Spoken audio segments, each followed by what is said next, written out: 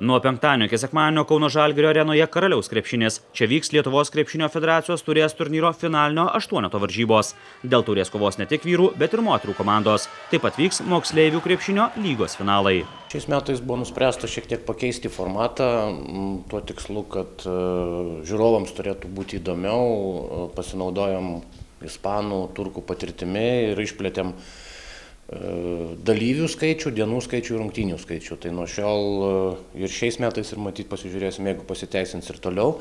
8 stipriausios LKL komandos kovos dėl didžiosios DNB vyrų taurės. Tai matant, kas vyksta dabar LKL, kaip yra sunkiai prognozuojami rezultatai, kiek daug netikėtumų, arba galbūt ir nevadinsim netikėtumais, bet faktas tas, kad nuspėti, kas bus Kaune ir kas gers šampaną sekmadienio vakarą, yra labai sudėtinga. Taip yra favoritai, bet kaip matėm, LKL favoritai, ką tik Žalgiris turėjo pripažinti Neptūno pranašumą, prisiminkime, kaip pernai nustebino visus Prienai, tai manyčiau, kad šiaip krepšinio gerbėjams tai turėtų būti labai intriguojančios 3 dienos. Pernai LKF taurę sensacingai laimėjo Prienų krepšininkai, tačiau šiais metais LKL čempionate Prienai užima tik 9 vietą ir į finalo 8 nepateko. Dėl moterų taurės kovos LMKL čempionate įtikinamai pirmaujančios Utenos krepšininkės ir 2 vietą užimanti Marijampolės Sūduva. Čia taurės formatas, čia nesvarbu, kiek tu esi laimėjęs lygoje rungtynių, čia yra 40 minučių, jeigu tu ateisi galvodamas apie tai, kad tu pirmauji lygoje ir čia tau visi atsiklaups ir baltą vėliavą iškels, tai gali labai nusivilti. LKF taurės nugalėtojai gaus 15 000 eurų premiją, finalininkams atiteks 10 000. Moterų taurės laimėtojos gaus daugiau negu 4 000 eurų premiją. Šiaulių arenoje 3 dienas vyks Europos žolės riedulio moterų klubų uždarų patalpų čempionato elito diviziono varžybos.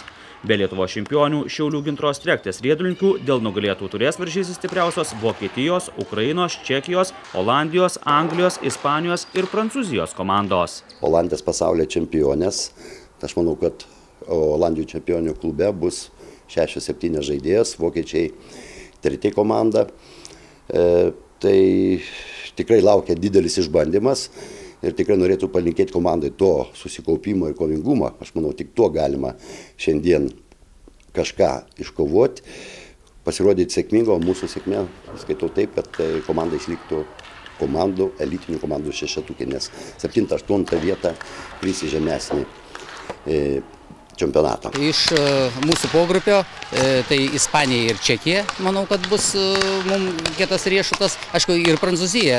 Vis dėlto Prancūzija išlikusi šešetukė buvo Europos, o Čekija yra vis dėlto prieš savaitę tapo pasaulio 3 vietą užėmė pasaulio uždarų patalpų.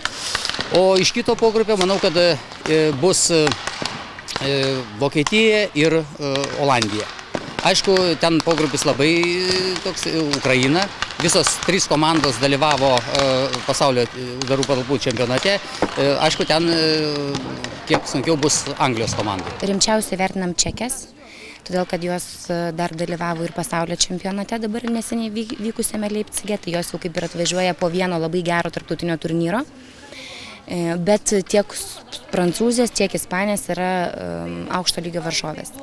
Čia yra visgi A divizionas, ar ne, aukščiausios ir geriausios 8 Europos komandos, tai visos varžovės yra labai stiprios ir senai mes tokio lygio varžovo neturėjom. Tai bus labai įdomu pasitikrinti ir save, kaip mes atrodom tam kontekste stipriausių komandų ir aišku priimti jų metamą iššūkį. Dėl teisės rengti elito diviziono varžybą Šiauliai nurungė žolės riedulio tradicijomis garsėjančią šalis, nes pernai Šiaulių arenoje buvo puikiai surinktos B diviziono varžybos, kuriuose triumfavo Gintros riedulininkės. Visos šalis kovoja, mes žinom, kad tai Vokietija, Ispanija, Anglija, Olandija ir paprastai paskutiniais metais jie pasimdavo savo kaip šeimininkė. Tačiau arena, puikiai nuostabi aikštė, aišku, lietuvaičių žaidimas ir žiūrovų palaikymas, tai daro įspūdį ir kada turnyro direktoriai duoda raportą. Ir man kaip Europos vykdomo komiteto nariui tenka išgirsti ir gan gerus atsiliepimus, o tai tikrai buvo abudu labai geri vertinimai. Tai Europa net nedvejodama pasirinko Šiaulių areną. Po elito diviziono klubų varžybų Lietuvos moterų žolės riedulio rinktinės laukia atrankos turnyras į pasaulio čempionatą ir kova dėl kelialapių į Rio de Janeiro olimpinės žaidynės. Pernai sėkmingai pasirodėm pasaulio lygos pirmame etape, iškovojom 3 vietą namuose Šiauliuose ir patekom į sekantį pasaulio lygos etapą. 2, kuris vyks Dubline kovo 12-22 dienom. Šios varžybos yra atrankinės į pasaulio čempionatą ir labai smagu, kad Tarptautinė federacija jas įvertino kaip vieną stambiausių renginių. Yra patekimas į olimpinės žaidynės. Etapai yra 4, ketvirtame etape 6 komandos patenka, tai mes šiandien Lietuva kovosim antrame etape. Esam olimpiniai kandidatai, manau, kad kovo 22 žinosim, ar mes dar tęsim pasiruošimą olimpiniam žaidynėm. Pasaulio čempionato atrankos turnyras vyks kovo mėnesį Airijos sostinėje Dubline. Geriausi šalies lengvatlečiai renkasi Klaipėdoje, kur vyks Lietuvos uždarų patalpų čempionatas. Daugumai lengvatlečių tai svarbiausios žiemos sezono varžybos, o lyderiams paskutinė galimybė įvykdyti Europos čempionato normatyvus. Būtent po Lietuvos čempionato bus paskelbta galutinė Lietuvos rinktinės sudėtis, kuri vyks į kovo 6 dieną prasidėsiantį Europos uždarų patalpų čempionatą Prahoje. Alytaus sporto centro šaudykloje sekmadienį aidės šūviai. Čia vyks Lietuvos asmeninis čempionatas, kuriame šauliai varžysis pneumatinio pistoleto ir šautuvo rungtyse vyrų ir moterų grupėse. Geriausiems Lietuvos šauliams tai paskutinė repeticija prieš kovo pradžioje Olandijoje vyksiantį Europos čempionatą. Jame dalyvaus 12 lietuvių. Panevėžio Cido arenoje šeštadienį vyks Baltijos šalių klubų Shotokan karatė čempionatas. Lietuvos kovotojai varžysis su kaimyninių šalių Latvijos, Estijos, Lenkijos, Baltarusijos ir Rusijos atstovais. Varžybos prasidės 10 val. Finalinės kovos 15 val. 30 minučių. Shotokan karatė Baltijos šalių čempionate kovos vaikai ir jaunimas nuo 6 iki 20 metų amžiaus.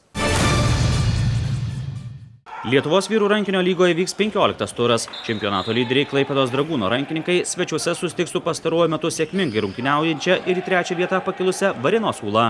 Artimiausia lyderių persektoje Alytaus Almeidos Stronglaso komanda žais su 8 pozicijoje esančiu Pasvalio klubu. 4 vietą užimantis Kauno Granitas priims laipteliu žemiau esančią Vilniaus Šviesą. 7 vietą užimantis Šiaulių klubas žais su outsiderė Kauno Lūšimi ir pergalės atveju užsitikrins vietą atkrintamosiose varžybose. Į jas pateks 8 stipriausi klubai.